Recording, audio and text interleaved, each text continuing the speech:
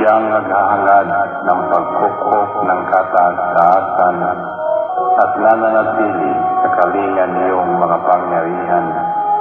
Mapagsasabi sa kanyang Panginoon, buong katahanan, ikaw ang aking Diyos, ang Diyos na tayo kong pinagkatiwalaan. Ika'y liligtas niya sa panganib sa umang magbitag, at kahit anumang mabigat na salot, di ka magdarana. Lulukuban niya sa lilim ng kanyang malabay na pakpak.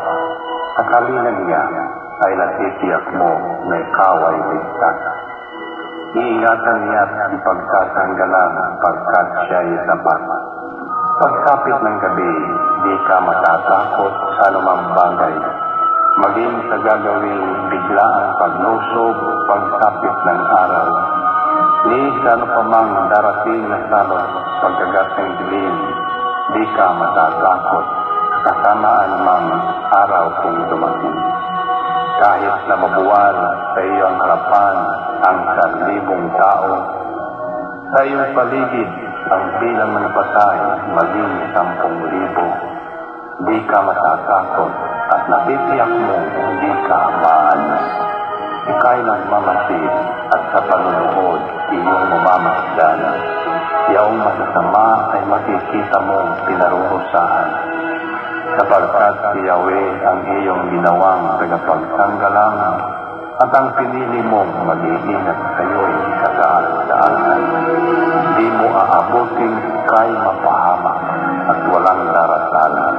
Kahit anong puring mga paghihirap sa iyong tahanan. Susuguin niya ang maraming anghel, silang susubaybay. Kahit saan dako ikaw maparoon, iyang iingatan. Sa kanilang palad ay tatayo ka at silang magtataas. Nang hindi masaktan ang mga pamo sa batong matalas. Kahit ang tapakan mo ay mga leon, ahas na mamagsik, di ka maaano sa mga serpientes leyong mababangis. Ang sabi ng Diyos, aking ililigtas ang tapat sa akin, at iingatan ko ang sino mang taong kung kikilangin. Pag sila'y tumawag, laging handa ko na sila'y pakinggan. Aking sasamahan, at kung may hilahil ay sasakluluhan. Aking ililigtas at ang bawat isa ay pararangalan. Sila'y bibigyan ko at gagantimpalaan ng mahabang buhay at nakatitiyak ng tatangin